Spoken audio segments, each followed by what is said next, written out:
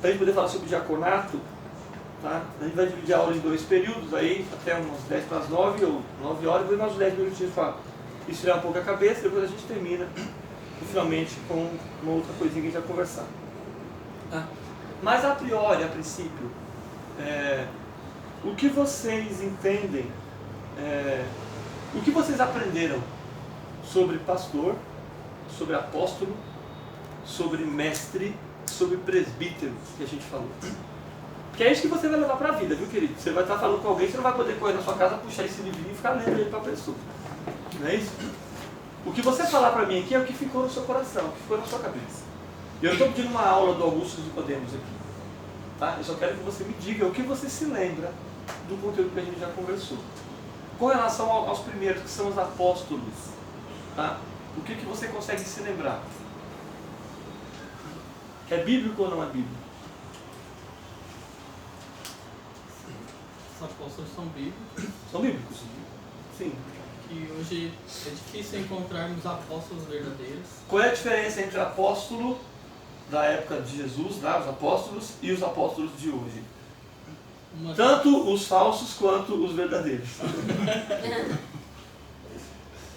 Tem falso apóstolo também? Não? Tem ou não tem? Vamos lá. Qual é a diferença do apóstolo da Bíblia, lá da época de Jesus, para os apóstolos de hoje? Hoje se divide em 2 categorias, você sabe disso, né? Os falsos apóstolos e os verdadeiros. Instituir a igreja, né? Primeiramente, qual era a primeira coisa que a pessoa deveria ser para ser apóstolo? Tinha uma característica principal, qual era? Andar com Jesus. Não. Ter visto Jesus. Paulo foi apóstolo, mas não andou com Jesus. Ele deveria ter visto, tá? Beleza? Mas o que mais? O que mais um apóstolo fazia? Instituir a igreja, organizava, delegava, né? Diácono. Não. Evangelizava? A função. Isso aí. Lembra do evangelista? Missionário, né? Missionário. Apóstolo é missionário. De onde veio o termo apóstolo? Você tinha na referência do barco lá, né? Isso, Tinha que mais? carteiro lá, né? Olha lá, diácono, me diz aí. Você não é apóstolo, você vai ser, né? Você é diácono, não é apóstolo, Não, não quero ser nada. Não quero ser nada. Vamos lá. De onde veio o termo apóstolo, então? Do barco, certo? Que levava questões preciosas e tal. O comandante assume, né? No caso, tinha a mesma função ali de proteção, de guardar, e tinha autorização para poder negociar com aquilo, certo? Inclusive era uma coisa tão séria que, se fosse necessário, ele daria a vida pela carga, pelo que ele estava levando, tá? Aí quando chega o Império Romano adota essa nomenclatura e coloca para os seus carteiros. Entende o termo carteiro? Né? Dá para entender? Os correios? Então, o que era um apóstolo? Uma pessoa que levava uma mensagem. Tá? Então, quando os apóstolos de Jesus recebem essa titularidade, eles tinham essa noção. Somos responsáveis por uma mensagem. Tá? Atos capítulo 1, versículo 8, diz assim: mas sereis, né, ou ser-me-eis testemunhas, né, mas recebereis poder ao descer sobre vós o Espírito Santo, e sereis minhas testemunhas, certo? O termo testemunha ali significa o quê? É a palavra martureus, ou o que lembra marturel? Martírio. Então, uma testemunha de Jesus é uma pessoa que está totalmente ela está tão engajada na obra, tão engajada com aquilo que ela está fazendo, tá? Que, se necessário for, ela vai ser um mártir, ela vai dar a vida por aquela mensagem, de tanta convicção que ela tem. Deu para entender até aqui? Tranquilo, questão do apóstolo, da pregação da palavra? Tá, então o sentido está aí. Tá? São pessoas que são dispostas, o evangelho é tão vívido na vida dele, que ele vai sem olhar para trás. Por isso que é um chamado de Deus. Tá? E aí vamos traduzir o termo apóstolo por missionário, que é o que a gente conhece hoje. Tá? Esse foi o apóstolo do passado. E os de hoje? Tem 2, certo? Tem uma nata por aí que anda dizendo que é apóstolo, certo? Que se ficam mais em cima do púlpito, que pregam mais, que tem igreja grande, papapá, certo? E existe o apóstolo que não é mais a titularidade. Temos aprendido isso aqui nesse momento, não é isso? É a função dele. certo? Ele tem a função apostólica. Tá? E qual é a função apostólica que ele tem? Que a gente traduz o termo apóstolo por missionário. Passa, querido. Não, meu bem. É lá, aqui é o ID 6, é o avançado. É no final do corredor. Uma das duas portas ali. Por nada. Então, tá vendo? Falta o diácono aqui. Cadê o diácono nessa igreja? Tô faltando diácono aqui. Tem um ponteiro lá embaixo. Tá, então tô só pegando pra gente falar de diaconado daqui a pouco. Misericórdia. Então, o missionário, o apóstolo, ele tem essa função missionária. Tá? Que a gente conhece como missionário, que é aquele que vai pregar o evangelho para uma outra cultura que não a dele. Isso diferencia-se já a terceiro camarada aí, que é o evangelista. Qual é a diferença entre apóstolo, entre missionário e evangelista? O missionário, ele vai pregar o evangelho para uma outra cultura, tá? Para um outro ambiente, uma outra língua, uma outra comida, outro tipo de relação social. Tá? Onde ele tem que haver. O cara que sai daqui e vai para o Haiti. O cara que sai daqui e vai para Guiné-Bissau, que vai para a China. Tá? Ele não pode simplesmente pegar a malinha e falar, eu estou indo para a China. Certo? Há todo um preparo. A gente vai conversar sobre isso aí mais para frente aí. Tá? Então há um preparo. Então, o cara tem que saber a língua, tem que saber os usos e costumes, o que pode e o que não pode. Por exemplo, no Senegal, homem com homem anda de dedinho dado assim, ó. Dedinho mesmo assim, sabe? Andando. E as mulheres vão lá atrás com aquela penca de filho. Aquele monte de filhos, as mulheres vai sozinho, o cara não ajuda. É hábito, é cultura. Isso mostra amizade, companheirismo, camaradagem. Certo? Faz isso hoje aqui pra você ver. Na nossa cultura. Entendeu? Vão até aceitar. Ah, vão. Muito bem aceito. Vão até incentivar, inclusive. Entende o trocadilho? É uma questão cultural. O missionário tem isso. O evangelista não precisa. Porque o evangelista ele prega para a sua própria cultura. Entendeu? Então o cara que sai daqui e vai pregar na Bahia, embora tenha a questão do acarajé, tem umas comidas que pode dar uns revestréis, a língua é a mesma. Né? A questão sociocultural é a mesma. Então não há choque de cultura. A questão missionária é justamente aí. Há um choque cultural aí, que envolve o apostolado. Entende?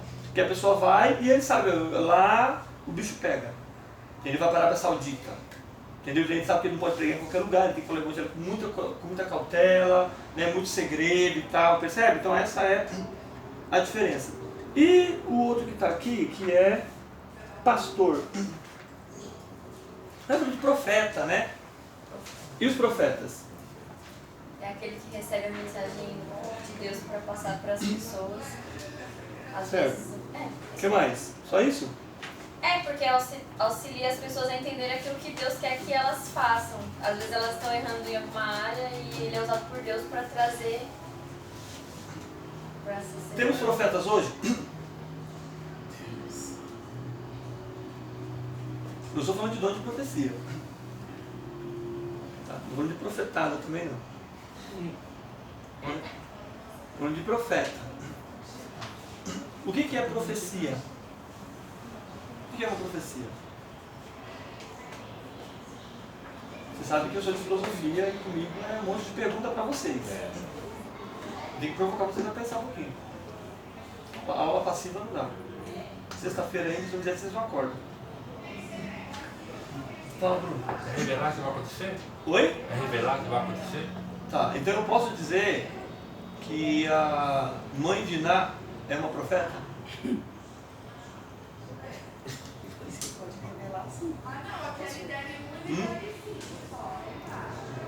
Posso? Não. O que é profecia? Como é que um profeta, olha só, vamos trabalhar a ideia. Como é que um profeta no Antigo Testamento começava a sua palavra? Assim diz o Senhor. Então a profecia, ela é uma palavra. Mas é uma palavra de quem? Direto de Deus. Palavra de Deus. Certo? Que se diferencia do dom de profecia. O dom de profecia vem num momento específico, numa hora específica de um culto, de uma igreja, de uma reunião, certo? Ou algo assim. A profecia que a gente está colocando aqui, não, é pregação da palavra. Pastores itinerantes que pregam a palavra de Deus. Passa, querida. Não, lá do outro lado. Então, a profecia, ela é o pastor ou a pessoa que prega a palavra de Deus. Ou uma mensagem que a gente sabe que a profecia ela tem a função do quê? Corrigir, exortar e consolar. Então a palavra ela tem que vir para isso. Se humilhou, é a palavra de Deus? Não. Deus humilha. Entende?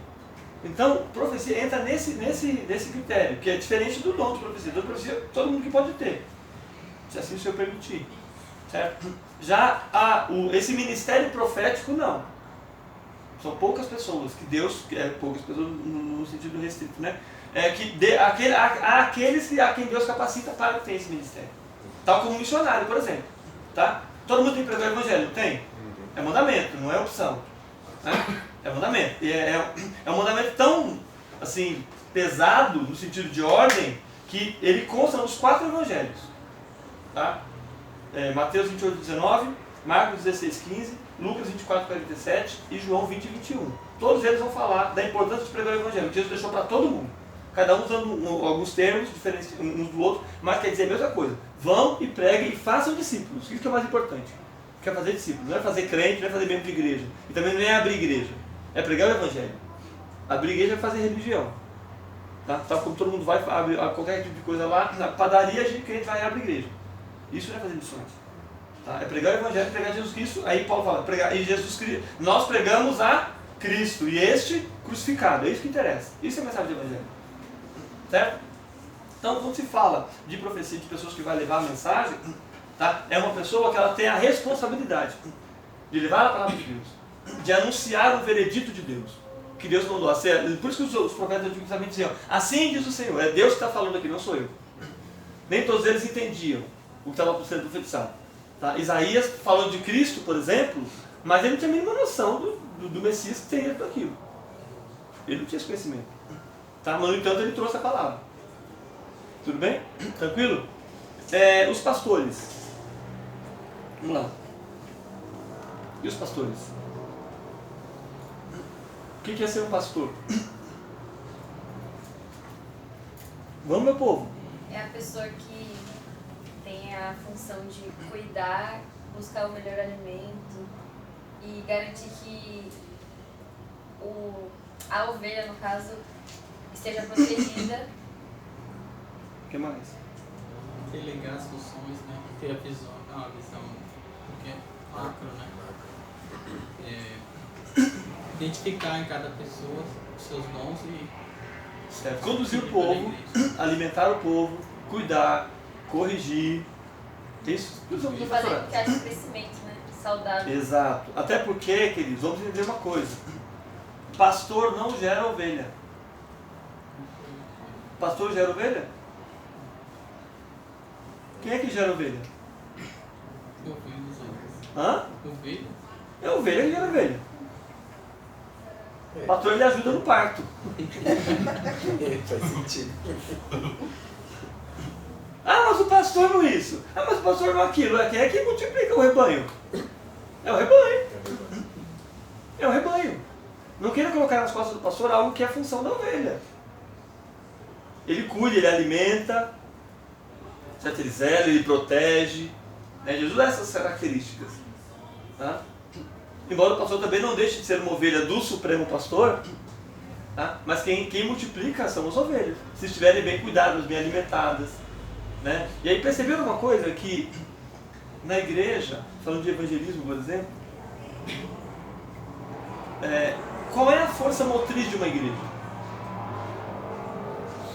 O que impulsiona uma igreja? O que rejuvenesce uma igreja? Entende o termo rejuvenescer? Tornar mais jovem? Quem é o corpo que faz isso? Qual é o grupo da igreja que faz isso?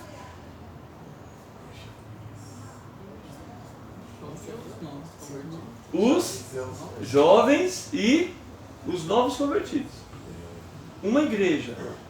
Pode ver, você conhece algum crente velho que evangeliza? Conhece? Tem que estar em muito lugar. Oi? Tem que estar em muito lugar. Tem que estar envolvido pra garotada. É... É a molecada, irmão. É a rapaziada, é a moçada, é a jovenzada. Tá? Ou como diria na linguagem bem dos assembleias do pentecostal, é a mocidade. É a mocidade que faz isso. São os jovens e os novos convertidos. O novo convertido é que nem carro velho. Onde para, prega. Parou ali, pensa que não, está entregando folheto. Até para crente ele está entregando, não quer saber. Vai que, né? Vai que você está pensando em sair. Novo convertido é assim, ele não tem sossego. Tá? Ele, onde está, ele está falando porque é novo. E aí, então é essa força que motiva. Então pode ver que igrejas que são muito velhas, no sentido da sua membresia, são igrejas que não crescem. São igrejas que não crescem. Porque a gente tem o hábito mesmo, né? É natural a gente ir se acomodando com o passar do tempo. A gente vai ficando no nosso cantinho, ficando de boa, tranquilo, é nós e tal. Ah não, deixa a irmã ali, ela é nova, eu já casei. Eu tenho filho, agora eu estou pensando em... Agora eu estou com a minha casa, eu estou construindo lá, irmão, não tem noção como é dar trabalho, irmão. Deixa eles não trabalham, só estuda. Né? Não tem força aí, tão novo ainda, eu já fiz muito para Deus. Né? Já fiz muita coisa, agora né? Eles esquecem que na velhice darão fruto. Só esquece desse detalhe. Tá, então quando se fala de pastor, tá? Pastor, bispo, presbítero, é a mesma coisa. Tá? Biblicamente falando, eu não vou retomar tudo para a gente não perder muito tempo, mas é a mesma coisa, está dentro do mesmo balaio, vamos dizer assim, brincando, tá? Dentro do mesmo critério ali. Tá? As diferenças são poucas. Por exemplo, a gente não vai ver, vamos ver poucos termos chamados pastores, por exemplo, pastor. Vai ver mais presbítero, né? Vamos lá, 1 João. Eu falei isso que semana passada, só para retomar o sentido que eu estou falando. Deixa eu pegar aqui o meu.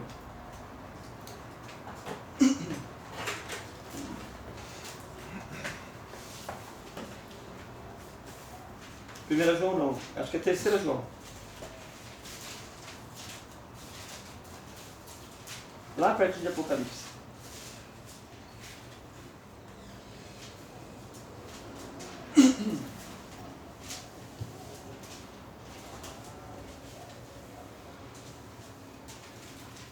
Como é que começa o texto aí? 3 João? Presbítero. O presbítero. Quem é essa pessoa aqui? João. Mas João era o quê? Apóstolo. Hã? Ele poderia colocar aqui, né? Pensa nos crentes de hoje, irmão. O apóstolo que andou com Cristo, que deitava-se aos pés de Cristo, que colocava o seu carro, se reclinava sobre os peitos de Cristo. Não, o presbítero. O líder da igreja. Tá? A pessoa que vai toma a frente no trabalho da igreja. É por isso que em muitas igrejas da Assembleia o presbítero ele já é o pastor, né? Algumas igrejas eles colocam o presbítero já para ser o pastor. Exato. Mas ali, na grande maioria das vezes, Jéssica, é pelo fato de não ter alguém que exerça a função. Eu nunca vi um diácono... Não, então, mas porque a função, nós vamos estar vendo isso hoje, a função do diácono não é liderar a igreja mesmo. Tá? A função do pastor, presbítero, isso, irmão, é tudo do nosso tempo. Tá? Que a gente foi e colocou e hierarquizou isso. Biblicamente não tem hierarquia, porque não tem título, irmãos. É função. Tudo é função. Então, se exerce a função, a gente comentou isso esses dias atrás aqui. Quando é que uma pessoa se torna pastor? Quando ela recebe a unção? Hã? Não, ela já exerce sem ter a função. A titularidade é só para tornar oficial, né, ou tornar público algo que a pessoa já faz naturalmente. O presbítero é a mesma coisa. E a gente vai e coloca uma ordem. Então eu tenho auxiliar, aí eu tenho diácono, depois eu tenho evangelista, depois eu tenho presbítero, depois eu tenho presbítero, aí evangelista, aí pastor, aí bispo. Porque o bispo é o que manda no resto, no geral. Biblicamente isso não se sustenta. Não tem essa hierarquia, porque são funções. Tá? O bispo ele é um administrador, é uma pessoa que tem um olhar mais administrativa. Mas ele tanto pastor quanto o outro. Ele tem que orar também, tem que pregar também, tem que cuidar também, tem que visitar também, tem que casar também, tem que enterrar também. A mesma dinâmica. É que a gente que sistematizou isso de maneira que colocou em ordem. Primeiro esse, depois aquele. Segunda coisa que a gente entende de maneira equivocada o ministério, tá? Que é automaticamente, inclusive eu fui membro de uma igreja por muito tempo, como vocês já sabem, e não só lá, mas é de praxe no meio das igrejas, imaginar que a questão ministerial ela é uma escala evolutiva. Entende escala evolutiva? Então você começou como um girino. Não curtinho. Não curtido. Depois você começa a ganhar um corpinho, tá, até você vira ovelha. Aí depois você vira ovelha, aí você pode virar auxiliar. Você vai subir na escala evolutiva. Aí diácono. Aí eu falo assim, irmão, mas quando você é diácono? 5 anos, rapaz, 5 anos, não é presbítero ainda. Não evoluiu, irmão. Não é presbítero ainda, irmão? Nossa, isso é muito verdade. Ele não é presbítero ainda. Como se fosse obrigatório. Entende?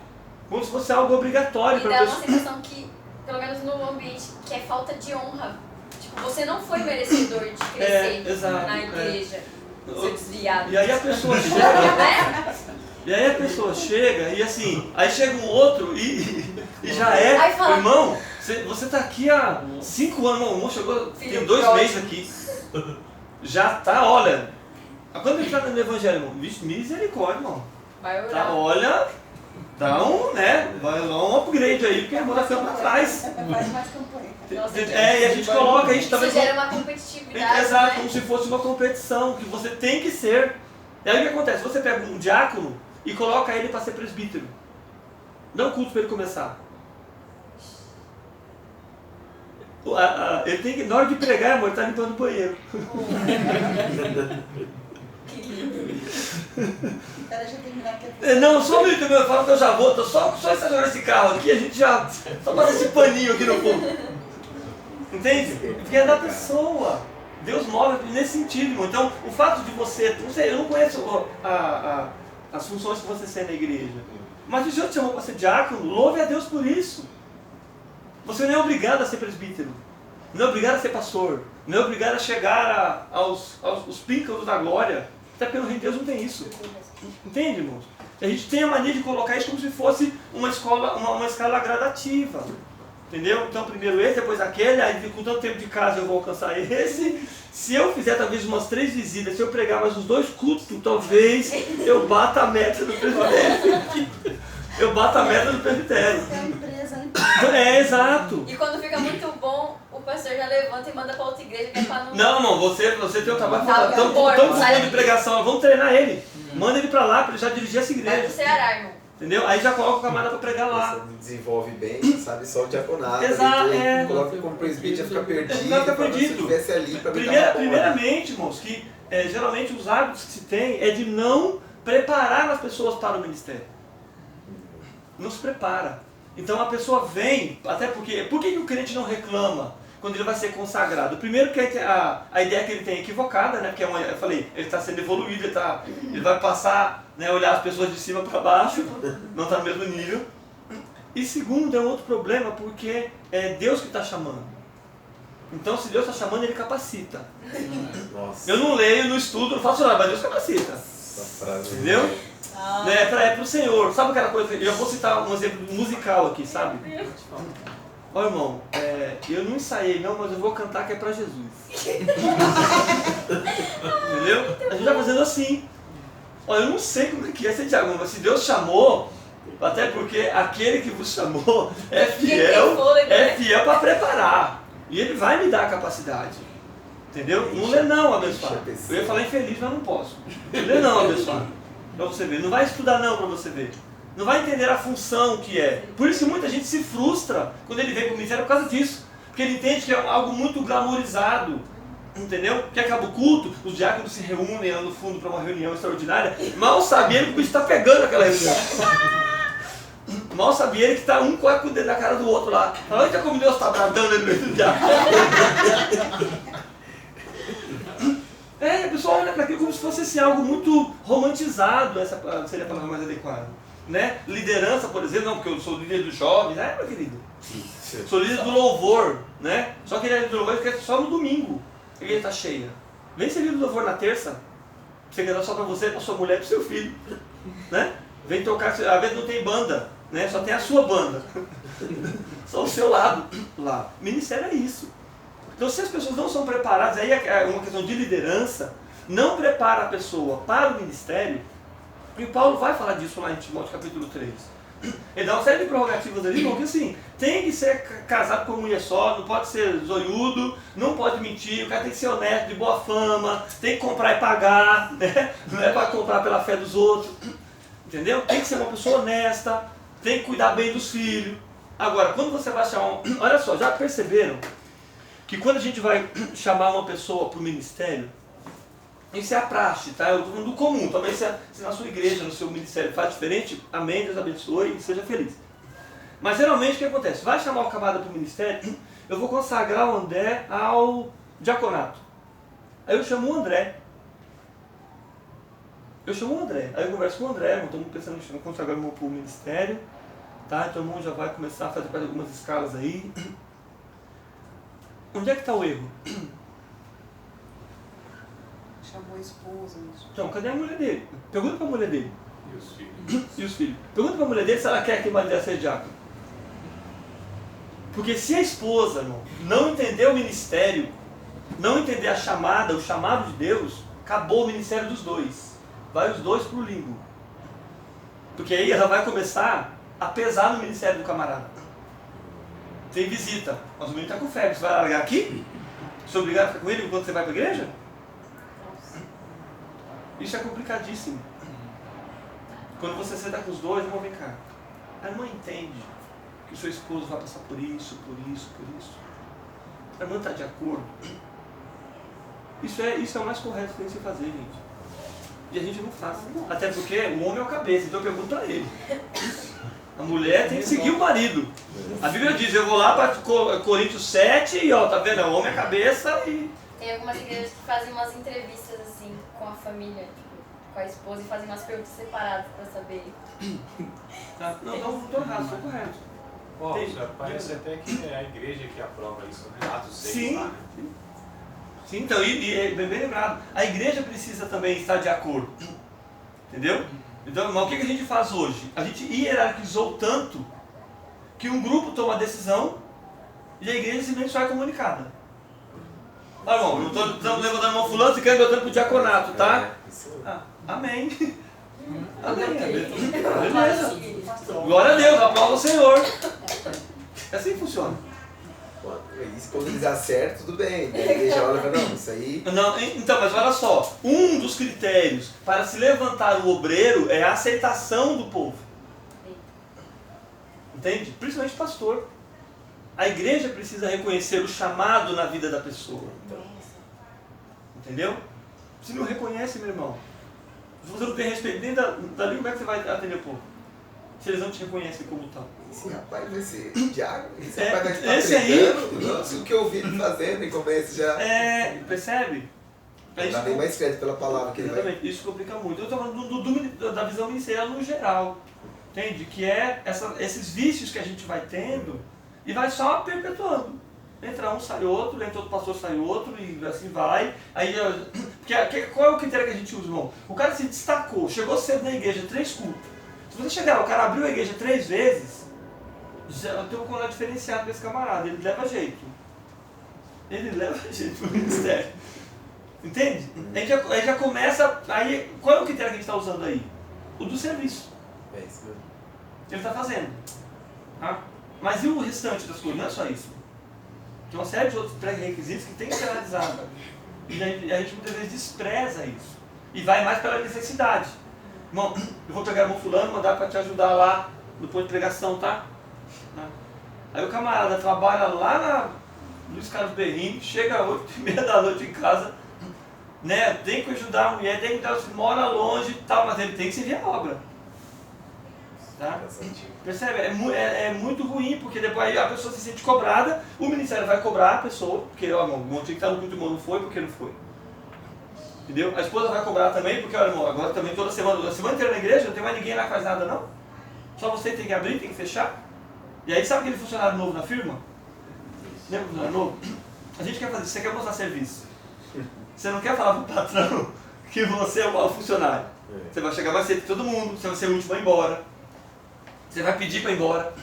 Posso ir embora? né? Vai pedir para ir embora.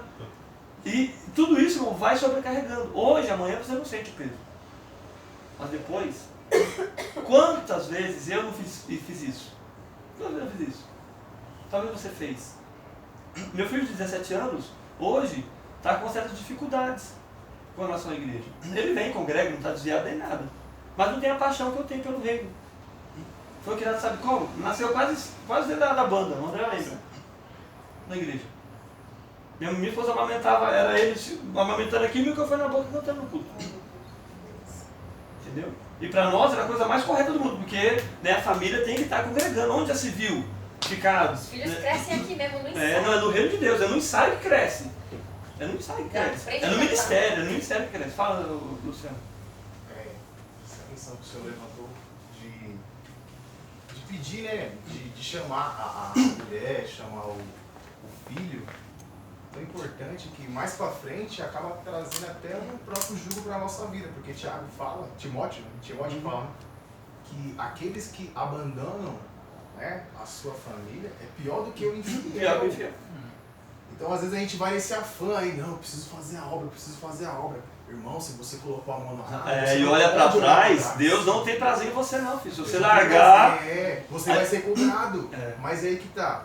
O fato da gente abandonar a nossa família mais pra frente, nós vamos ser cobrados. Então a gente tem que ter muita sabedoria nisso aí, pastor. Agora, adianta você chegar no céu com uma igreja lotada de gente e a sua esposa e seu filho não tá lá? Deus te deu aqueles 3, você ganhou um monte. Meu irmão, eu vou te falar, ó, a minha maior alegria, tá? E aí eu não estou menosprezando o reino, Deus, nada disso. A minha função aqui, tá, nessa terra, é conduzir a minha família ao reino. Ao reino. Essa é a minha função. Chamado, ministério, amém, eu cumpro. Mas primeiro tem que cuidar da minha família. Não é que você também vai ficar idolatrando família, não é isso. Mas tem que cuidar dela. Antes de ser pastor de uma igreja, eu sou pastor da minha casa. Eu tenho que servir a minha casa, cuidar dos meus filhos. Né? Porque o que a gente tem de família de pastor destruída. Por que você acha que muito pastor adultera? Só porque ele é fraco na fé? Não. E todo mundo é sujeito. Não estou isentando também de culpa e responsabilidade. Entende? Mas a ausência da família presente no ministério da pessoa tem muita importância aí. Se a família não acompanha, meu irmão, não vai sozinho na frente não. Volta lá, resgata. Volta lá e resgata.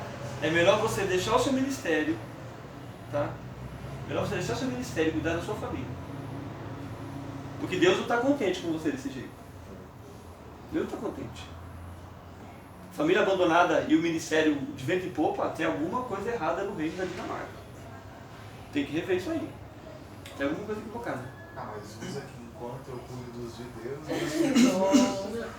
vá. É verdade, né? Que se fala no nosso meio. Não, sim. Sim, é uma verdade. É verdade. Aqui é salvação individual, né? Ele não subiu, se a família subir, a Samuel não subiu porque é salvação individual. Forte. Mas é isso mesmo, é isso mesmo. Irmão, meus filhos, eu cresci na igreja, já preguei para eles, a esposa também já sabe a função dela. Então assim, ó, aí a gente já canta um corinho. E se você não vai, não impeça a mim. Né? Caminhando eu vou para Canaã. Tá? Se você não vai, fica aí. Não quer ir pro culto? Eu tô indo. Aí fica hoje, semana que vem, aí vem, semana que vem, na outra não vem. Aí na outra marca alguma coisa. Daqui a pouco não tá mais.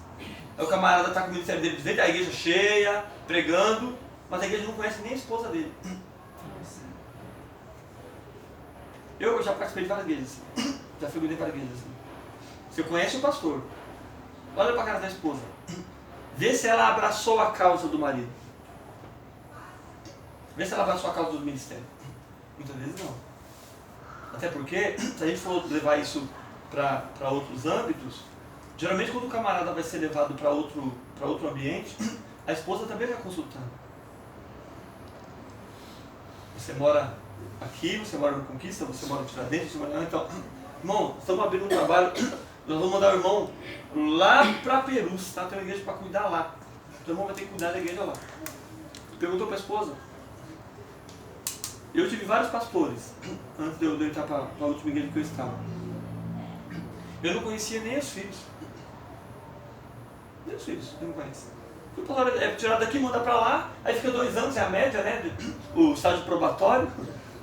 Fica 2 anos lá, depois já tira o cara, manda para outro lugar, manda para outro lugar, manda para outro lugar. A família mora longe, né? Os filhos estudam, a mulher também, tipo assim, não conseguiu nem se ambientar, né? Porque a mulher tem um... Né? A gente não, cumprimenta o pastor e tal, beleza, beleza. A mulher tem aquela coisa do... Olha a cara dela. Misericórdia, povo nojento dessa igreja. Mas a mulher é tudo fresca, que não sei o que. Entende? É mais difícil. Então, até aí quando a pessoa está começando a se ambientar, então, mano, eu tenho um trabalho para o irmão poder, eu vi que o irmão é fera na habilitação, vamos mandar o irmão para a sede, para o irmão poder cuidar da tesouraria lá. Aí pega de novo a família amiga, tudo de novo. Aí os filhos, aquela coisa, não consegue ter laço de amizade, de relação. Aí quando chega, quando consegue dizer, porque assim, quando são crianças, eles não têm o poder de falar não. Mas quando vira adolescente e começa a escolher a roupa, eu não vou. Sou obrigado a ir? Não sou obrigado. Salvação individual, não é? Não gosto dessa igreja. Não gosto de igreja. Só tem velho. Olha a música de lá. Eu fiz isso. Credo. Entende, irmão? Cara, não vou deixar essa palavra, você vai virar um momento confessionário, Não, e ele tá eu só gravando tô aqui e você vai pra internet. tem Misericórdia, irmão. Vai ter que editar isso aí, André, se ela der o testemunho. Então, irmãos, a gente tem que começar a perceber isso. Tá? Essas questões ministeriais, a gente não se perder. Tá? Então vou dar uma pausinha aqui, são 9 horas. Daqui 10 minutos a gente volta. Diáconos. Vamos começar a nossa conversa com uma pergunta. O diaconato, ele é um cargo geral.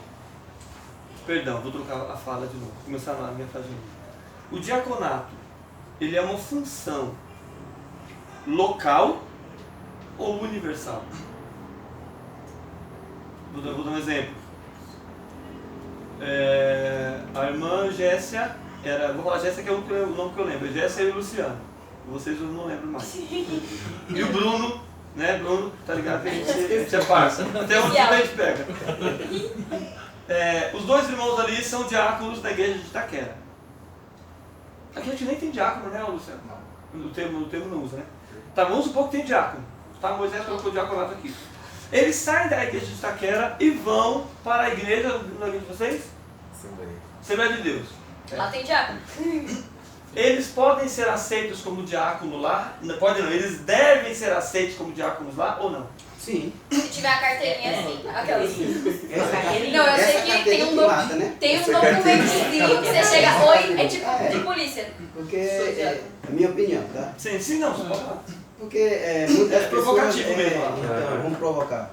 Porque tem muitas pessoas que me perguntam sobre carteirinha. Eu falo, ó, até hoje não encontrei nenhum que me desse uma carteirinha, porque não tinha problema com carteira. Porque... Não, que a gente tem que falar, né? Certo. E tem outros que falam assim, você precisa ter uma carteirinha para você entrar em tal lugar. Eu falei, então, não É pra ser reconhecido. Mas assim, eu conheço igrejas que elas têm um filtro. Por exemplo, se ela conhece uma igreja, congregação cristã, eles têm a ideia de que por ser de uma denominação muito diferente, talvez esse cargo não seja aceito aqui. Você tem que passar pelo discipulado aqui, Sim. porque é totalmente... Então você não vai servir. Certo. Mais alguma opinião? O irmão Francisco, tem alguma ideia? Dependendo da Denominação? da denominação, eu não aceito. Acho que biblicamente falando, você teria que ser aceito. É aceito. É diácono, pastor, você é pastor aqui, é pastor. Então, o diaconato, ele é um cargo local, tá? Diferente de presbítero, de pastor, que tem um peso maior, tá? O diaconato, ele é um cargo local, tá? Tipo de confiança. Não. Ele é local, ele é da igreja. Tá? Do serviço. Exatamente, era daquela igreja. Se ele for para nenhuma outra igreja, é obrigatório, exatamente, o pensamento hoje, né, nosso hoje. Tá? Nenhuma outra igreja é obrigado a aceitar a pessoa como diácono. Eu era diácono no lar, então você tem que me aceitar como diácono aqui. Não. Aceita se quiser. Entende? Olha só, qual seria, irmãos, o comportamento de praxe de uma igreja? de uma igreja. Tá? Todo mundo sabe o que é carta de recomendação? Entende o termo? Os clientes pedem. Às vezes. Quando Hoje em dia não mais. Antigamente. Então, mas para que Quando serve a sai da carta? bênção. Para que serve a carta de recomendação? Olha o nome. Para que o pastor Carta entenda de... qual a visão da Exato. liderança Então o que da igreja. acontece? Você pega a carta, tá? Eu estou com a minha aqui no celular até hoje, quando eu vim para a igreja de Itaquera. Então eu pedi, falei, pastor, eu queria minha carta de recomendação, tá? Porque, inclusive, eu quero ter a liberdade de dar o seu telefone para o pastor que eu estou chegando, para que ele ligue para o senhor e fale, estou recebendo uma pessoa aqui. Você pode me falar como é que é essa pessoa? Essa seria a atitude correta. Inclusive do pastor que me recebe. Porque eu estou chegando dizendo que faço um monte de coisa. Procede. Como é que eu vou saber? Como é que eu vou saber? Tipo um currículo.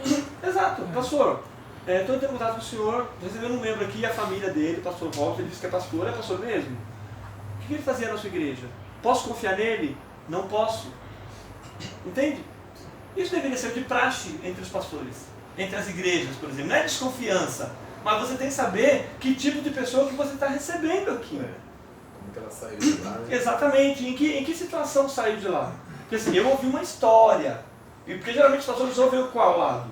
Só de quem chega. Não de quem ficou. Entendeu? E a tendência é, eu sou uma excelente pessoa. Aquele lugar que não presta. Entendeu?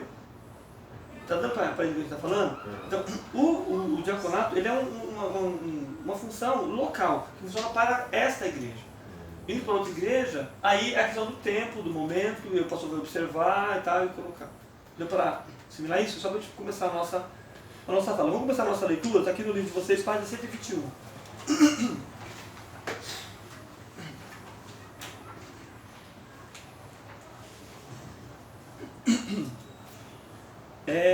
As coisas que o André tirou para colocar aqui, irmãos, foi de um texto, tá, de um pastor que ele era batista. Então você vai ver muito aqui, tá, vinculado com as questões de nós batistas e a igreja batista e tal. Tá? Então não se escandalize. Outro ministério que figura no Novo Testamento é o dos diáconos. Sua primeira menção se encontra em Atos dos Apóstolos, no capítulo 6, quando, devido às murmurações dos cristãos helenistas, quem eram os helenistas? Vocês são teólogos, tem que saber. Quem eram os helenistas? Não peguei pesquisei. No começo da igreja, a igreja começou como uma igreja judaica, certo? Ou hebreia, que era, porque no início o cristianismo era tido como uma dissidência do judaísmo, né? É da religião judaica lá. Quando a igreja passa, tá? Lembra da perseguição do Estevão? Os três tiveram que fugir? Então eles fogem a vários lugares, continuam pregando ali, mas quando Paulo se converte, a coisa muda de figura. E eles passam a pregar para o mundo grego. Tá? O mundo grego é conhecido, eles são conhecidos como helenos, tá? Por causa de Helena de Troia, da Hélade também, que é o nome da Grécia. Tá? Então, quando fala que os cristãos helenistas eram cristãos que não eram judeus. Ou seja, porque um cristão, um judeu, para se converter ao cristianismo, foi, tirando o problema da lei, aquela coisa toda, foi mais fácil. Por que foi mais fácil? Porque eles já sabiam que eles só simplesmente aplicavam a palavra. Então, quando Paulo pregava, por exemplo, quando ele chegava numa cidade, onde é que eles iam? Onde é que eles iam pregar? Qual é o lugar que eles iam? Para a praça? Não. Olha lá, a primeira letra é sinagoga. Qual é o lugar que eles iam? Hã? Parabéns, isso aí, acertou. Tá? Eles iam para a sinagoga. Por que eles iam para a sinagoga? Porque lá já tinha pessoas que entenderam o que ele estava falando. Porque quando ele fala de Messias, que o judeu estava esperando, ele vai dizer, ó, Messias é esse aqui. Para o grego não, ele teria que explicar quem era, o que Deus prometeu, por causa do pecado, percebe? Ele teria que contar a história muito maior. Para o judeu não, o judeu já tinha uma introdução do que seria, ele só aplica. Ó, quem você estava esperando já veio, viu? E é esse cara aqui, ó. Quer confirmar? Olha a palavra aí que está falando aqui. Deu para assimilar? Então, os helenos, que são aqui no que está falando aqui, como é que os diáconos surgem? Como é que surge o diaconato? A igreja estava crescendo em Jerusalém, muita gente, né? Porque imagina você ter uma igreja de 120 pessoas, numa pregação de domingo vinha 3.000. E tudo misturado. Tá? Na outra pregação, mais 5.000. Mais 2.000. Aí assim, foi 8.000 pessoas em três mensagens que foi pregado. Então essa igreja cresceu muito. E aí quem é que cuida? Aí os apóstolos ajudando daqui e dali. Como o judeu, ele já fazia uma certa divisão mesmo. A Bíblia, vamos lá, Atos capítulo 6. Vamos lá. Eu já queria levantar, mas está gravando, não posso. Eu me empolgo de vez em quando. Atos capítulo 6.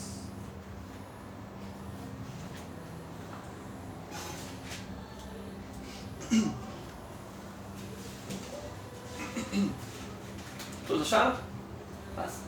Todos acharam aí? Naqueles dias, crescendo o número de discípulos, quem eram os discípulos aqui? Os 12 lá não? Os 70? Não, gente que se converteu.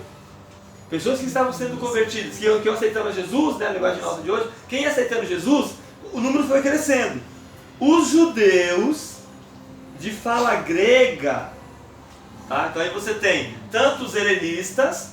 Quem eram os judeus de fala grega? Aqueles judeus que nasceram lá no meio do mundo grego, que não eram de Israel, não eram de Jerusalém. Esses são os cristãos helenistas. Entendeu? Nada a ver com gentil. Foi, nada a ver com gentil. Tá? Vamos lá. Os judeus de fala grega, entre eles, queixaram-se dos judeus de fala hebraica, porque as suas viúvas estavam sendo esquecidas na distribuição diária de alimento. Então é o seguinte, você fala grego, você fala hebraico, então vamos dar para o hebraico primeiro. Aí o judeu falou, peraí, mas por que a gente não? E começou a ter problema dentro da igreja. Murmuração, manda a cesta básica para uma família e não manda para outra. Tá? E aí os apóstolos falaram, peraí, mas não dá para a gente atender todo mundo. E aí eles se reúnem o povo inclusive, tá? Vamos lá continuar o texto? Por isso os 12 reuniram todos os discípulos de toda a igreja e disseram, não é certo negligenciarmos o ministério da palavra de Deus e ficar servindo o povo. Irmãos, olha o critério de escolha, dá uma lida aí, versículo 3. Quem foi que escolheu o diácono? Escolhi, então era o povo que deveria escolher. Escolham entre vocês 7 homens de bom testemunho, cheios do Espírito Santo e de sabedoria. Passaremos a eles essa tarefa e nos dedicaremos à oração e ao mistério da palavra. Importância, né, de... Está vendo? A igreja tem que olhar para essas pessoas e falar assim, esse homem que pode, esse aqui não dá, esse aqui não dá, esse aqui pode. Mas ele chegou ontem, esse aqui está 20 anos aqui então. Desculpa, querido, mas é aquele ali que pode. Tem que ter o apoio da igreja, tem que ter a participação do povo nessas escolhas. Tudo bem? Igualzinho o nosso tempo, não é? Vamos lá, voltando para o nosso texto aqui. Então, foram escolhidos 7 homens para a direção do trabalho social da igreja de Jerusalém. Hoje em dia, há pessoas que questionam a utilidade dos diáconos em nossas igrejas. Conta-nos o autor de uma das nossas fontes bibliográficas o seguinte: depois de uma semana passada no estado da Virgínia, aqui é o cara dos Estados Unidos, tá? Onde falaram numa reunião de diáconos, recebi uma carta da esposa de um diácono que exercia esse ofício numa igreja batista rural. Lembra do que eu falei? Você batista vai citar muito isso, tá? E aí leram a reportagem daquela escola de diáconos no jornal da localidade e queria saber se ainda havia razão plausível para a continuação de tal ofício. Então eu estava questionando se ainda precisaria ter diácono nos nossos dias, ou não. Ou no caso da igreja lá. A pergunta que eu faço é, precisa ter diácono hoje em dia ou não? Precisa. Vocês viram aqui. Toda hora vem uma pessoa perguntar. O diácono ajuda nesse sentido. No bom andamento do culto. O diácono zela por isso. Ele zela pelo bom andamento do culto. A igreja está limpa. Está bem ordenada. As coisas da frente estão certinho. Tá todo mundo bem organizado? Ele organiza as pessoas que chegam, que introduz as pessoas no culto, explica as coisas do culto, auxilia quem está lendo Bíblia e está com dificuldades. Tá? Dependendo do ministério, eles colocam um diácono, assim como obreiro. Né? Exato. Tá? Então, isso, irmão, o diácono, ele é aquela função braçal mesmo. Aquela função braçal. Do servo. Tá? Daí é o termo que a gente usa aqui, né? São servos. Pessoas que estão aqui para servir. Tá? Para cuidar. Para ajudar. Está com dificuldade? Para manobrar o carro. Para ajudar a irmã que está chegando de cadeira de roda. Para subir a escada com ela se não tem rampa. São essas pessoas. Estamos no culto, o vidro quebrou. Quem conserta? É função de diácono. Tá? Então toda essa parte braçal, vamos dizer, estou usando o termo braçal, mas é essa coisa assim, mais do serviço mesmo, do mão na massa. Sabe, da mão na obra, colocar lá. Tem que visitar. As coisas técnicas, né? Oi? Tem muitas coisas técnicas para que Sim, o exato. funcione. Tá? Tem que visitar uma pessoa no hospital. Por quê? Olha só. Aqui o texto vai falar. Olha aí, primeiro, segundo, terceiro, o quarto parágrafo.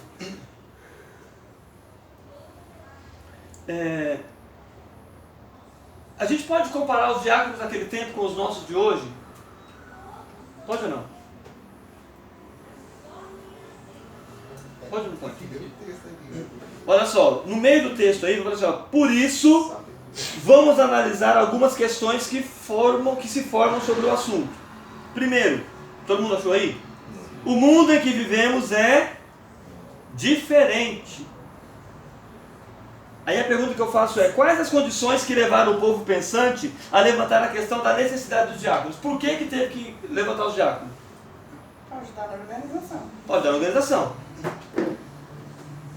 Antes de tudo, temos que reconhecer o desconcertante contraste entre o mundo do primeiro século e o do século XX.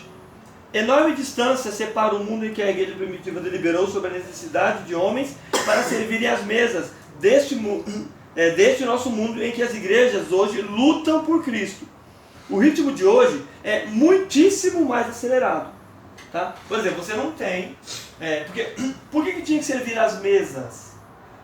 Tá? Esse termo aqui, do diácono naquela época lá. É porque os cultos eles eram refeições comunitárias. Nossos cultos não são mais assim hoje. A gente tem uma espécie de assistência social que atende as pessoas. Certo? Mas a necessidade continua, porque surgiram outras demandas da igreja. E até porque naquela época não tinha templo. Eles não tinham templo. A gente tem.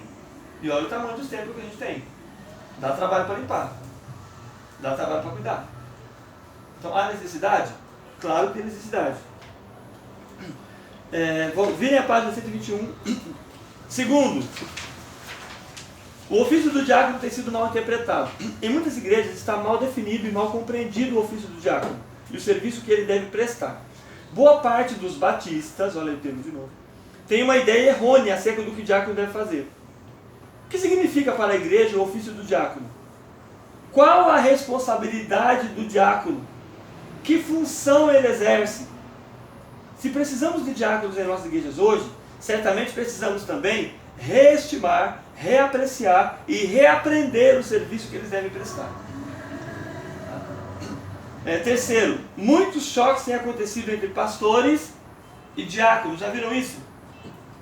O problema do ministério, os pastores, com o corpo diaconal da igreja, que exige algumas coisas, e os diáconos, homens, servem, você é a função minha. Eu não tenho que fazer isso. Eu não tenho que fazer isso. Então, isso, irmão, dá um problemão na igreja. Dá um problema sério. Vamos lá, continuar aqui. A linha de baixo. Existem igrejas cujos diáconos se apropriaram de uma autoridade muito contrária aos ensinos do Novo Testamento. Existe um complexo de junta e um pensamento generalizado de que os diáconos que são os diretores da igreja. E aí, nada mais distanciado do que a Bíblia diz. Ele coloca batista aqui, mas ignora, tá? E do esquema neotestamentário que é essa ideia. Tá? Aí tem um quarto ponto, que está nesse mesmo parágrafo ali embaixo, a última linha aí, fala assim, ó, quarto, há muitos outros que servem na igreja. Então você tem diácono, mas você também tem pessoas que servem, que ajudam na igreja. Se eu tenho gente que serve, para que eu preciso do diácono?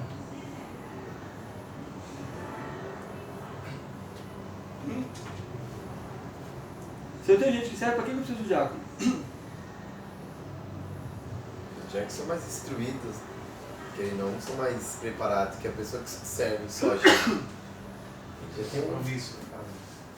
Diga, Luciano. Tem o compromisso, o comprometimento. O que mais? Visão? A mesma visão do diabo? Que serve? Que entra no título, né? Preciso ter um diácono na minha igreja que é para cumprir a lista. Mas só... já tem quem serve a minha função. Aqueles que servem por amor. Por Só amor. pra Igual um dar- funcionário, olha.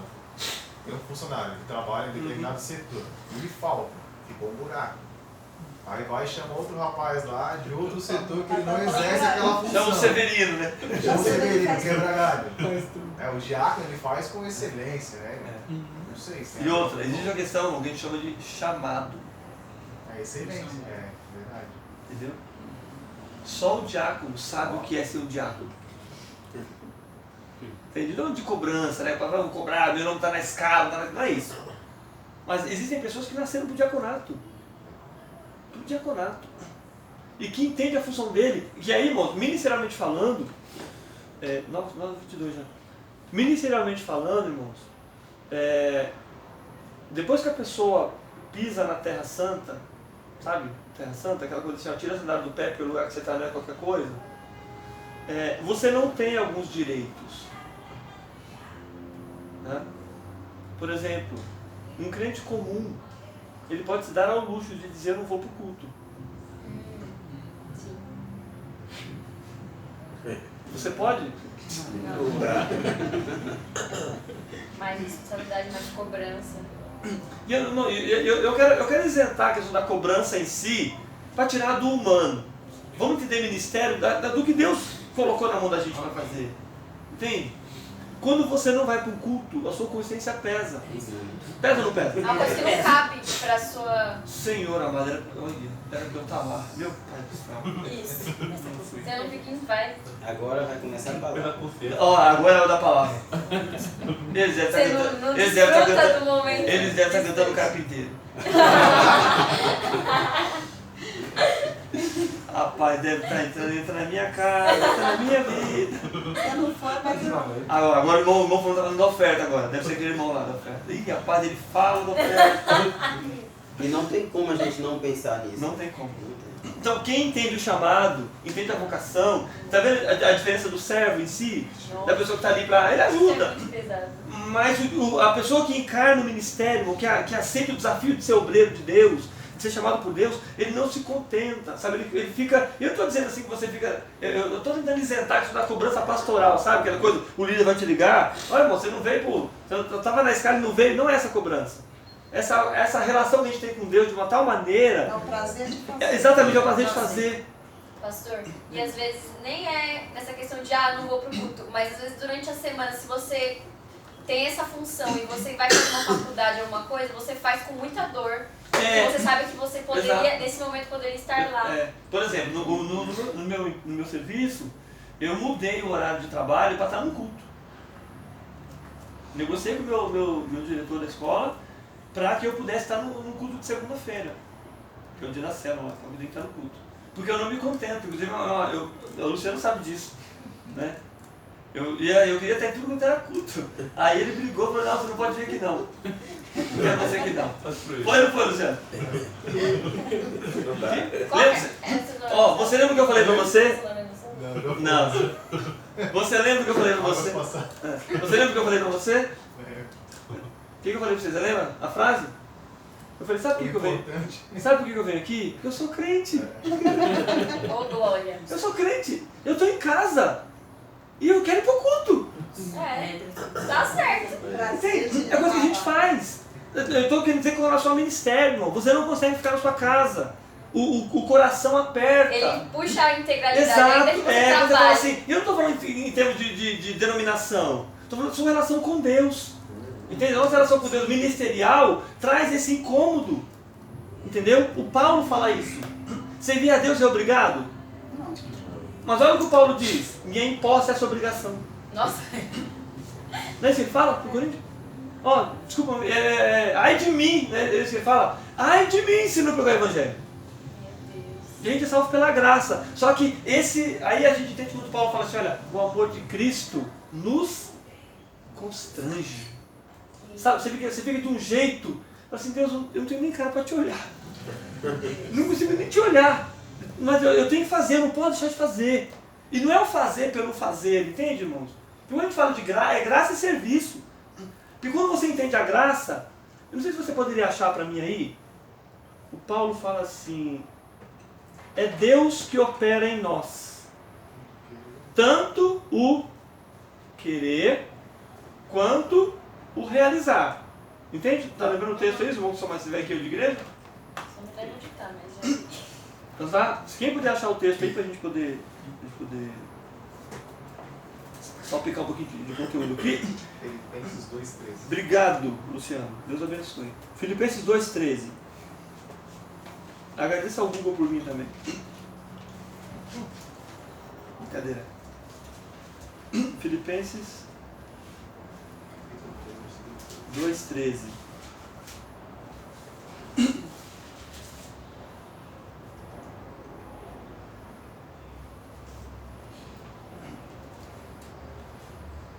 Falou, pois é Deus quem opera ou efetua em vocês tanto o querer quanto o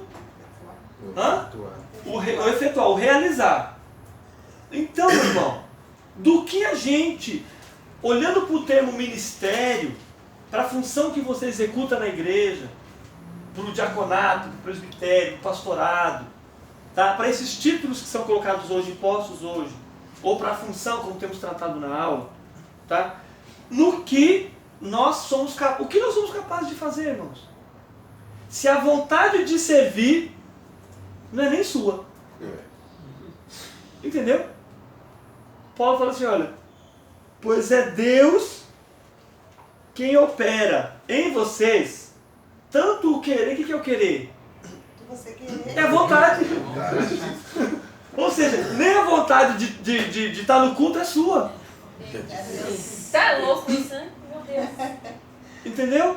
Nem a vontade de aceitar o ministério é sua, mas foi Deus que colocou em você. Quando a Bíblia fala que Deus pega o nosso coração e muda, né? Tira o coração de pedra e coloca o coração de carne. Tá? É Deus que faz isso, que muda, faz uma metanoia na gente, que muda a nossa mente, transforma o nosso entendimento, para que você possa olhar agora e compreender a chamada, compreender o ministério e desejar isso. Almejar o ministério. Essa é a obra de Deus. Aí você ganhou a vontade de fazer. Tá? E aí você quer fazer. Mas a Bíblia também diz que até o fazer, até o que você faz, não é você que faz. É Deus que fez. Também. Então, do que a gente tem que se vangloriar, gente? Do que eu tenho que bater no peito e achar que foi eu que fiz? Entendeu, irmãos? Então, assim, tudo é de Deus, tudo é de Deus. Tudo é obra da graça. Tudo é a graça de Deus que faz em nós tanto o desejo quanto a própria realização do desejo. E olha que interessante. Deus é tão maravilhoso que Ele poderia fazer sozinho. Poderia ou não poderia? Poderia. Ele poderia fazer tudo sozinho, gente. E Ele prefere contar com a gente. E sabe o que a gente faz, irmão? A gente só atrapalha. A gente só atrapalha a obra. Não, porque é do meu jeito, porque comigo é assim, porque tá... Cabe esse tempo agora. Exato. Dá uma olhada em 1 Coríntios capítulo 9.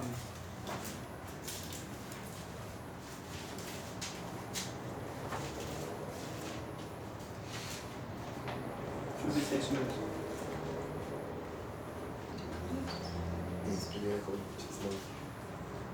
Não, é 3:9. 1 Coríntios 3:9. Eu ia falar 9:3, é 3:9.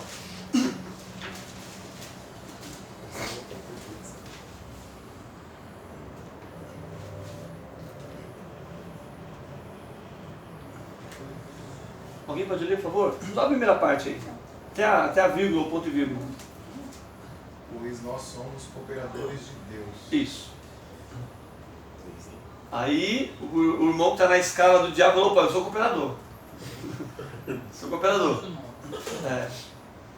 O que é um cooperador? Se você falar que é aquele que coopera, eu vou te jogar esse copo d'água.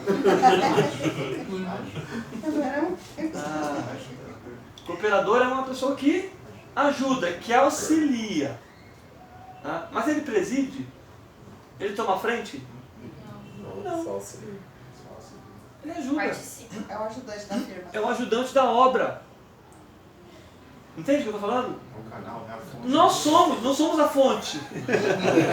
Não somos o canal. A gente simplesmente, irmão, ajuda. E a gente tem que aprender, como diria um deputado muito das antigas que foi pego na falcatrua do Senado, nós temos que aprender a nos limitar à nossa insignificância. Entendeu? Miserável. Não, a gente contribui com o que para o reino, irmão? O que você contribui para o reino de Deus? Pois é, né? Deus. Fala. O que a gente contribui, gente? A gente só estraga o que Deus está fazendo. Deus está com uma obra maravilhosa, até a gente colocar a nossa mão. Está caminhando, não, deixa que eu vou lá, eu vou liderar esse grupo aí. Aí o grupo desanda. Aí o que Deus faz? Deus manda a gente embora? Não. Vem cá, deixa eu te ensinar como é que é. Vamos comigo. Vamos comigo. Vamos comigo, eu vou te ensinar como é que faz. É assim, ó. É assim que faz. É desse jeito que faz. Deus não desiste da gente. Ainda bem. Ainda bem. Ainda bem. Porque a gente desiste das pessoas.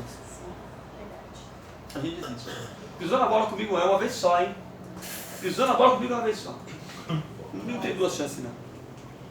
Olha como a gente é cheio de misericórdia. Não é? Vamos voltar para o diaconato? São 9h30. 20 minutinhos. Agora o parágrafo de baixo, esse aqui, ó. Página, não tem número aqui, 122. 122 esse grandão aqui, ó.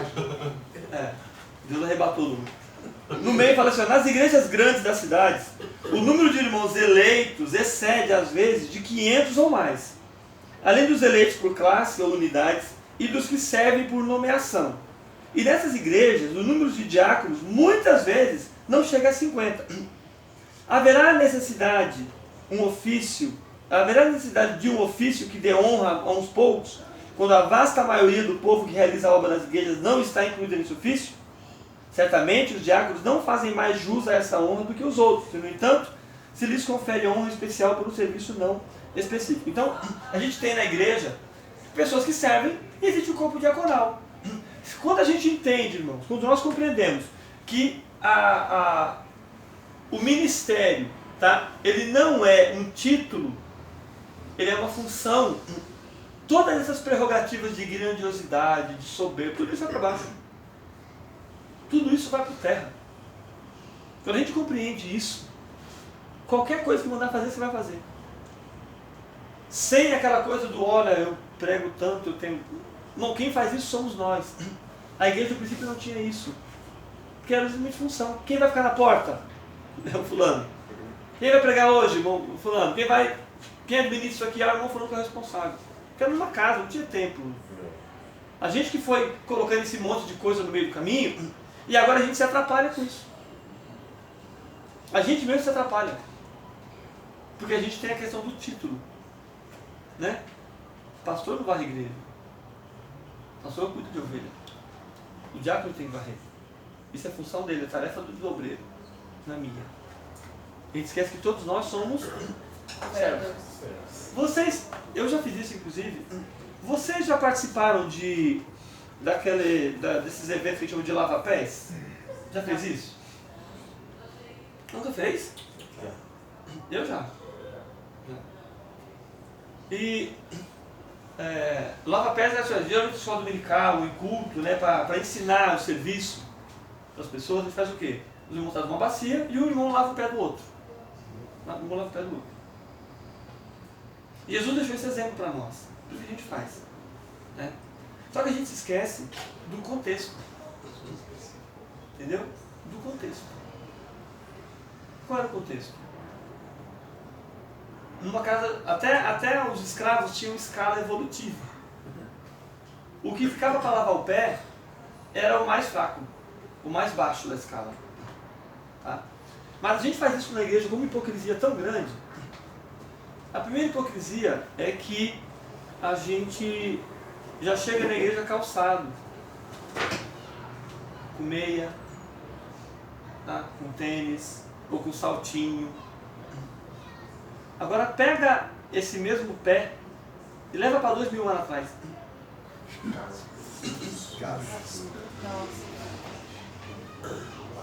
Levou? Os pés rachados. Não tinha base para passar na unha. Não tinha manicure. Homem não tinha essas frescuras. Não tinha tênis pé baruel. Não tinha sabonete Lux. Não tinha hidratante nesses que a gente conhece, Olivia, Jequiti, Mary Kay. Não vai fazer propaganda desse povo aí. Tá? Não tinha nada disso. Então aquele povo chegando, irmão, com aqueles pés daquela maravilha. E o cara tinha que lavar. Então hoje a gente faz isso na igreja, todo mundo com o pezinho. Até quando você sabe que vai ter escola dominical, você já vai até com o pezinho já limpinho, bonitinho, né? Passa um Vênus lá para dar um aroma, um veja e tal. Para chegar no culto, para poder fazer. Isso é função diaconal. Ele está disposto a servir o outro. Entendeu? Então não adianta um pastor ir lá no presídio e lavar um pé de um preso. Faz sentido, né? Acho que não cabe no contexto, né? Não tem nada a ver. Muitas vezes é média, né? Nossa. É usado. Entendeu? Então mostrar humildade com aquela toalhinha aqui. Não tem sentido. Tirar uma selfie. É, entendeu? Vai tenta lavar o pé do índio. Aí dá pra. Né? Tá lá no meio do mato lá e tal. Entendeu? Um mendigo. Exato, sim, que foge do comum. Entendeu? Foge do comum, é igual na igreja. Ah, no momento do abraço, leva um abraçar, vamos comungar aqui, dá lá o seu irmão do seu lado, é fácil, irmão, tá um pouco tudo cheiroso. Nossa. Tudo cheiroso. Faz isso lá fora. Fala, querido. Porque no caso hoje, a gente fazer isso dentro da igreja, como você falou, é fácil, né? Mas por que não reúne um montão e vai lá pra rua? Ah, por uma questão muito simples. Porque a gente inverteu o nome da igreja. Entendeu? O que significa igreja? Falamos semana passada, retrasada. O que significa eclésia? Chamados para fora. Entende? Igreja é isso. Isso é ser igreja. É ser chamado para fora. Tem a ideia das assembleias gregas, que eu falei para vocês já sobre isso. Tá? Vai ter uma decisão lá fora bem importante para tomar. Eclésia, e sai todo mundo correndo para poder assistir o que vai decidir lá fora em termos da cidade. Igreja é a mesma coisa. Deus nos chama para fora. O que a gente faz? A gente fica aqui de dentro chamando o povo.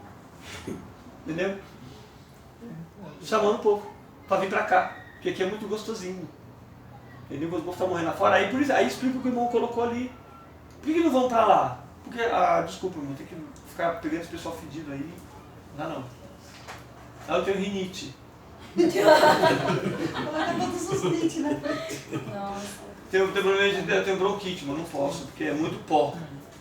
É muito Trabalham pó. muito, né? Eu trabalho, né? Entendeu? Sou casado, tenho 2 filhos. Eu já exerço o ministério, faço faculdade a semana inteira, irmão. Deixa pros Eu já tenho um jovens. devocional com Deus no meu quarto. Exatamente. Lembra o que eu falei no começo? Mas deixa pros jovens, jovens fazem isso aí, irmão. Estão tudo chegaram agora aí, estão com todo gás. Entendeu? Por que não vai Mas buscar? que nem os jovens. Vamos lá, página do lado, 123. Precisamos do reino dos diáconos. Sim. A gente precisa por quê? Está na Bíblia. Simples assim. Está na Bíblia, está lá. Segunda coisa. Quem foi que instituiu os diáconos? Foi a direção do Espírito Santo que conduziu a igreja para esse fim. Então não é algo assim que a gente está num dia lá, vamos fazer uma reunião aqui, vamos decidir quem vai fazer com esse pessoal que está sendo servido. Vamos criar aí um grupo aí de pessoas. Não. O Espírito Santo de Deus conduziu essas pessoas para chegar nessa decisão. Então é algo que é bíblico, certo?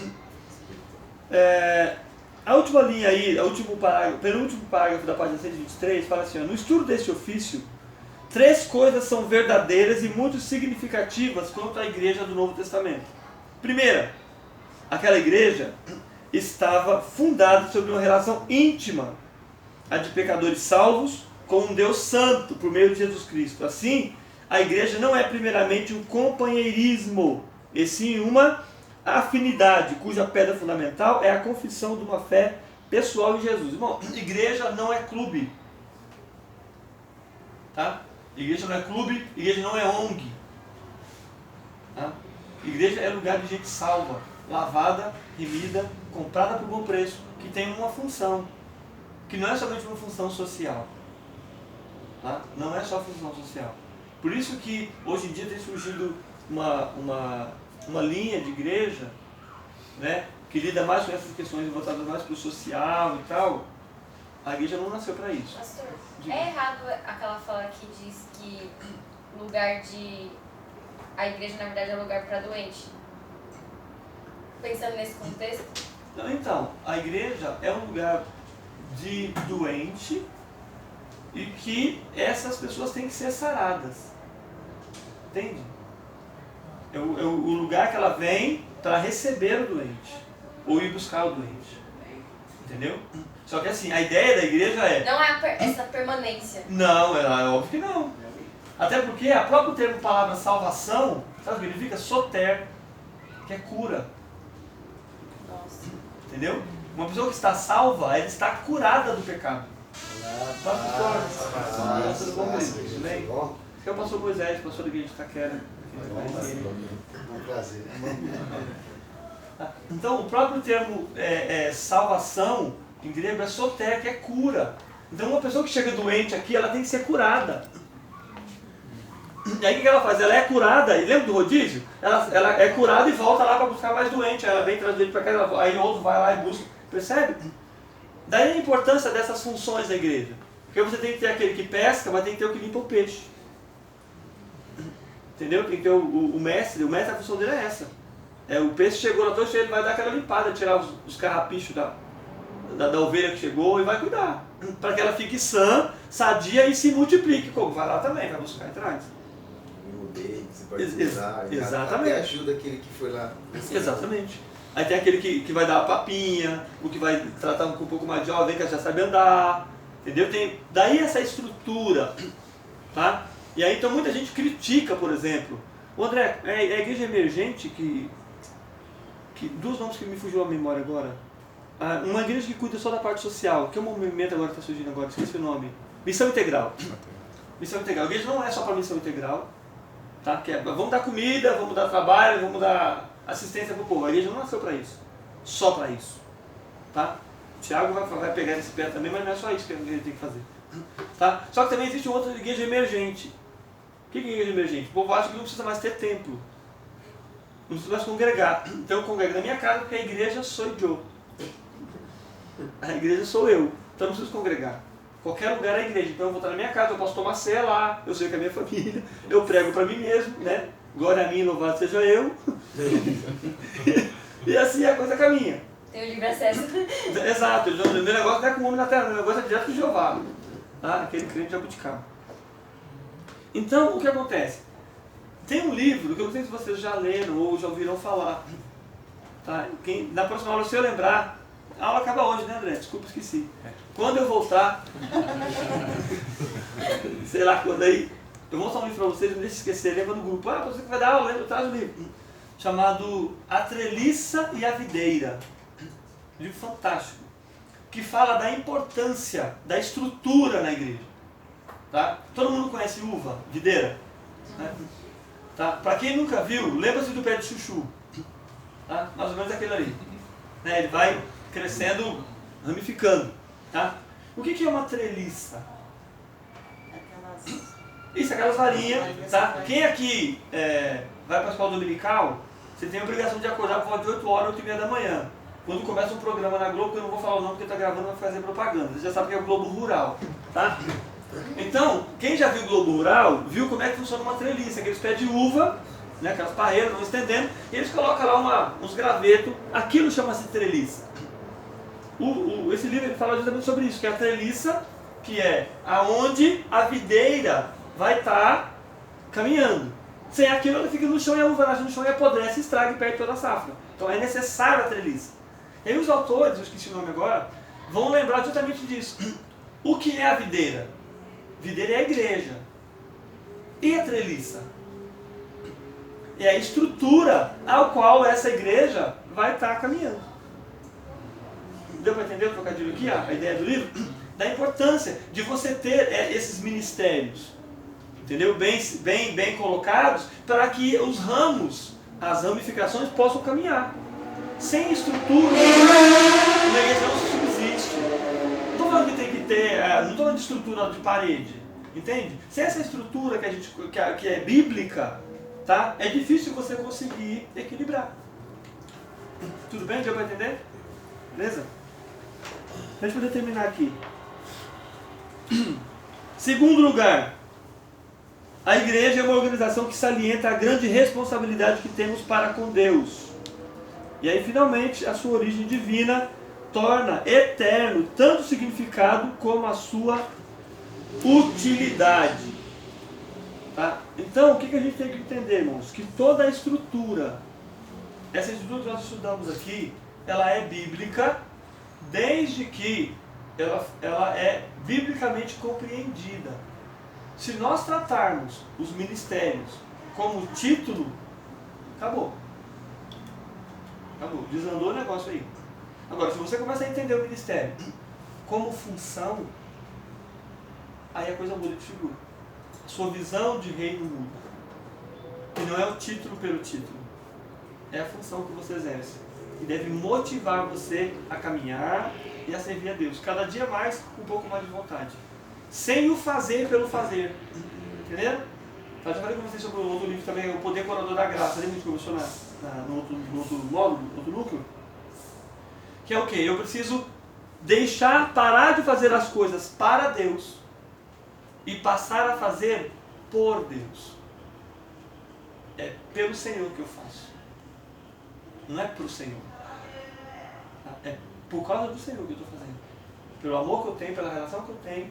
E assim, eu não consigo pensar em outra coisa a não ser de servir. Não consigo fazer outra coisa a não ser isso aqui que o Senhor me deu para fazer. Então, se o Senhor puder contar com a minha ajuda, eu quero ajudar. A gente não faz nada, né? A gente só atrapalha. A gente só atrapalha as coisas de Deus. E Ele é tão misericordioso que mesmo assim ainda mantém a gente lá. Nos mantém lá. Para a gente poder encerrar, são 9h48. Uma perguntinha para você ir para casa.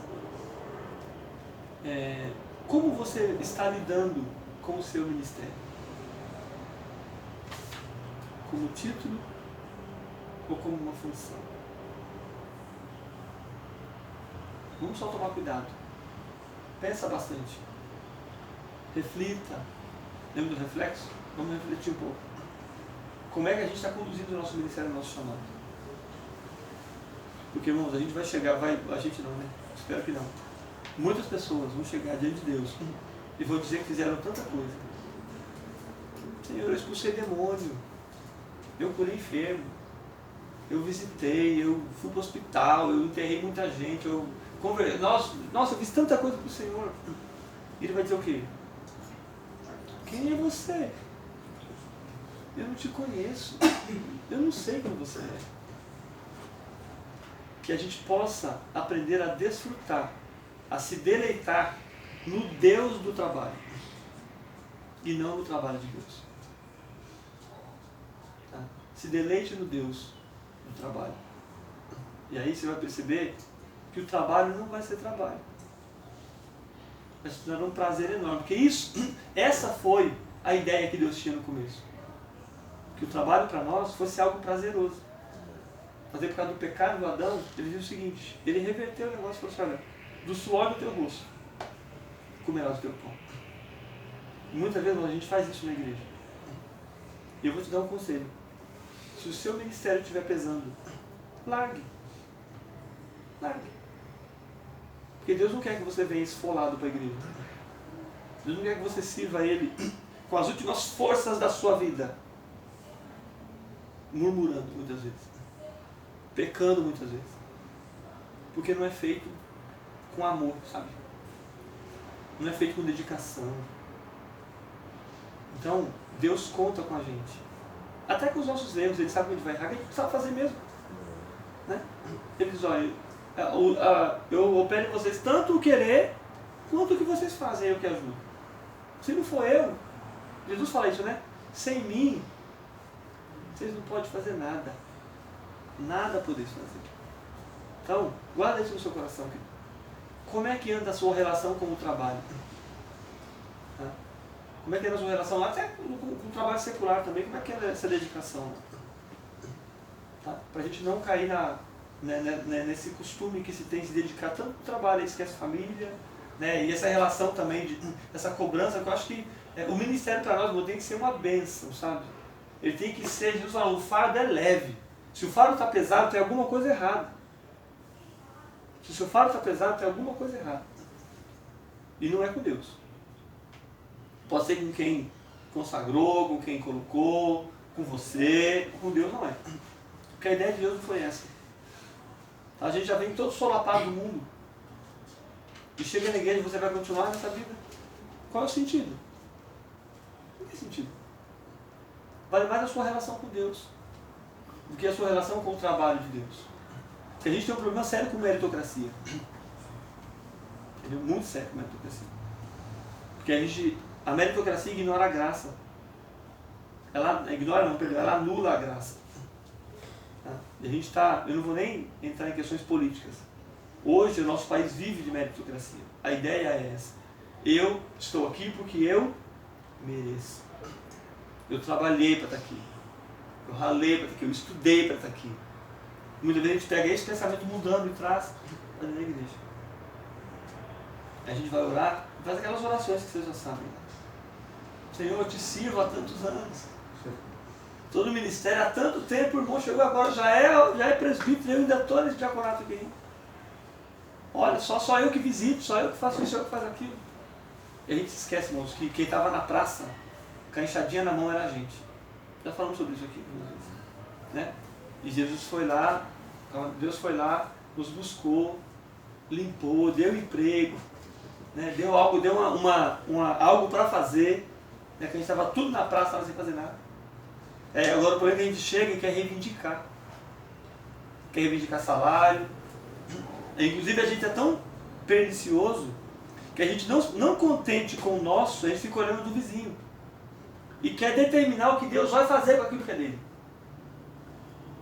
Entendeu? A gente quer dizer para Deus o que Ele vai fazer. E aí é o nosso problema.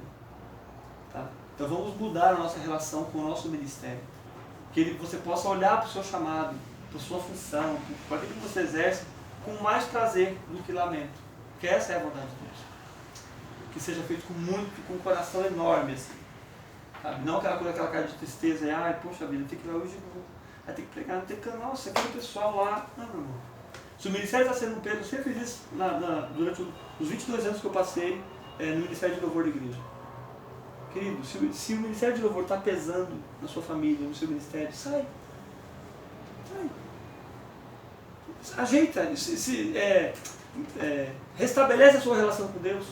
É melhor do que você estar no ministério murmurando, lamentando, reclamando, e é isso aqui, você quer, poxa vida, tem que falar de novo. Não faça isso. Repense a sua vida, repense o seu ministério, repense o seu chamado. Tá? Porque é função, não é título. Até porque, eu costumo brincar, aos pés da cruz, o terreno é plano. Não tem degrau. Tá? Jesus olhando para nós, de onde ele está, é todo mundo do mesmo tamanho. Todo mundo, não tem maior, não tem menor, não tem mais tempo de casa, a gente pensa que é isso, né? Fulano está com 20 anos de ministério já, então já... Não. Isso para Deus não quer dizer nada, não é título. Eu falei, o problema é nós somos humanos, a gente faz isso. Quem tem mais título, quem não tem, né? Quem é isso, quem é aquilo. E para Deus não tem conversa. Tudo é certo, está todo mundo dentro do pacote, dentro do caldeirão do pecado. Entendeu? Ele foi lá e tirou e falou, agora a gente quer começar a escolher o lugar que vai ficar? Aí você estava perto do púlpito, porque a bênção emana mais, eu pego as emanações de lá e fico lá. Quem fica no fundo, não. O reino de Deus é tudo igual. Tudo bem? Obrigado, Deus abençoe vocês.